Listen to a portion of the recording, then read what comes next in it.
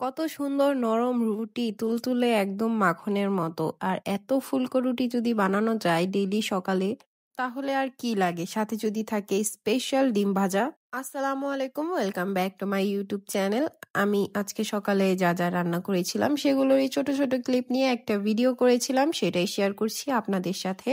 প্রথমেই দেখতে পাচ্ছেন চুলায় গরম পানি বসিয়ে দিয়েছি, অপর পাশে আমি আটার মধ্যে একটুখানি লবণ দিয়ে এটাকে সুন্দর করে মিক্স করে নিচ্ছি।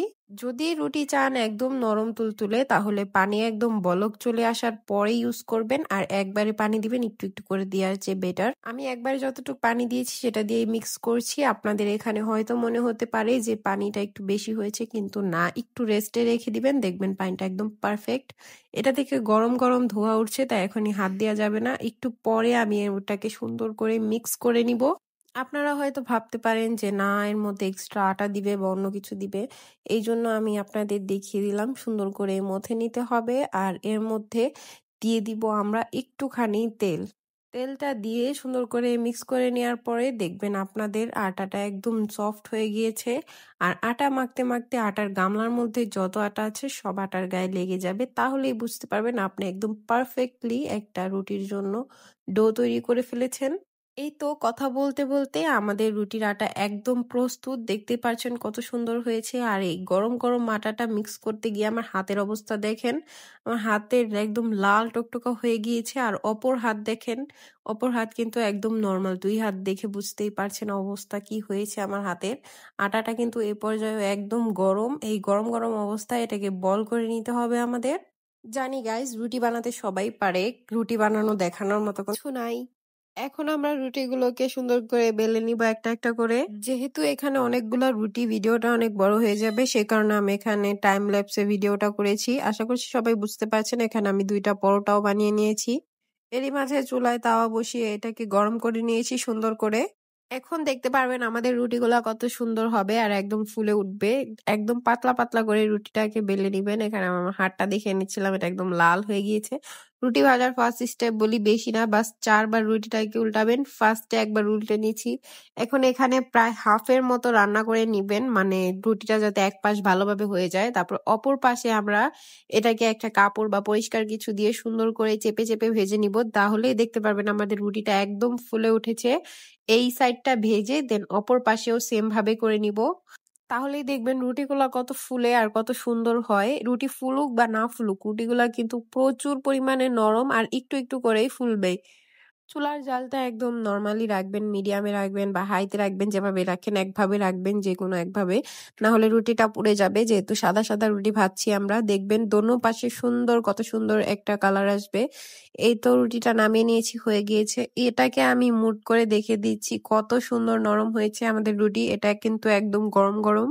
যেহেতু অনেকগুলা রুটি, এটাকে ভিডিও করে দেখাতে গেলে ভিডিওটা অনেক বড় হয়ে যাবে, তাই আমি এখানে টাইম ল্যাপসে ভিডিও করেছি। আবার সেটা আপনারা এনজয় করুন আর দেখুন। আর যেহেতু আমরা সাদা রুটি ভাজছি, তাই 2-3টা রুটি ভাজার পরে পরে তাওয়ার মধ্যে একটুখানি পানি দিয়ে তাওয়াটা পরিষ্কার করে নিতে হবে, তাহলে রুটিগুলো লেগে যাবে না। এই রুটিটা দেখেন কত সুন্দর হয়েছে, সবগুলা রুটিতে এমন কালার আসবে, কোনোটাই পুড়ে যাবে না, কোনোটাই কিছু হবে না। আর চারো সাইড একদম সুন্দর করে সেম ভাবে রান্না হয়ে যাবে। অনেকে রুটি ভাজে সাইড দিয়ে কাঁচা থেকে যায়, এটা কিন্তু কাঁচা থাকবে না। ছোট ছোট কিছু টিপস ফলো করলে দেখবেন আপনার রুটিও হবে এমন সুন্দর নরম আর তুলতুলে। এবার আপনারা টাইম ল্যাপস এনজয় করুন আর দেখতে থাকুন। আমার এই রুটিটা একটু মাঝখান দিয়ে ফুটো হয়ে গিয়েছিল, এটা কিন্তু বড় ব্যাপার না। তারপর আমরা এখানে আলু কুচি আর পেঁয়াজ কুচি করে নিয়েছি, কাঁচামরিচ ছিল না, তাই কিছু শুকনা মরিচের কুচি আর লবণ দিয়ে এগুলোকে সুন্দর করে মেখে নিব। আলুটা অবশ্যই দেখতে পারছেন কতটা চিকন করে কেটেছি। এটা মাখাতে মাখাতে অপর পাশে তাওয়া গরম হতে রেখে দিয়েছি আমরা। এখন এখানে আমি 2টা ডিম ভেঙে নিব।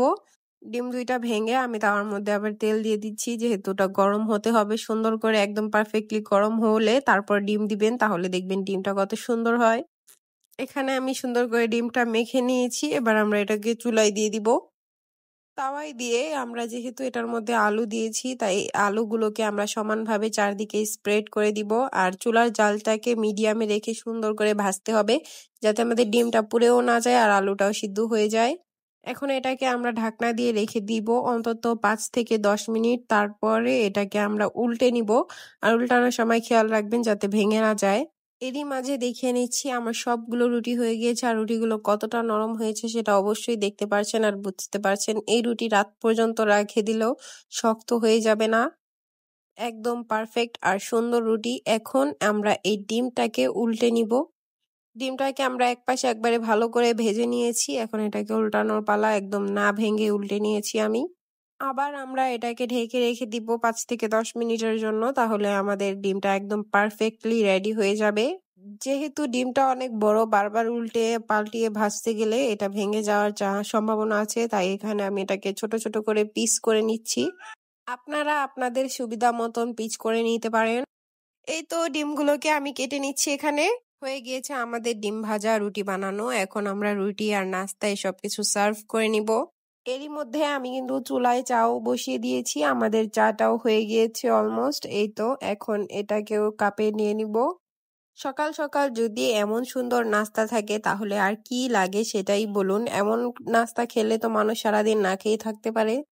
এখানে আপনারা দেখেন আলুগুলো একদম সুন্দর করে সিদ্ধ হয়ে গিয়েছে। ডিমটা কিন্তু একদমই পুড়ে যায়নি। রুটিটাও একদম নরম আর চাটা তো কি আর বলবো। আপনাদের যদি ভিডিওটা ভালো লাগে অবশ্যই লাইক, কমেন্ট, শেয়ার করবেন।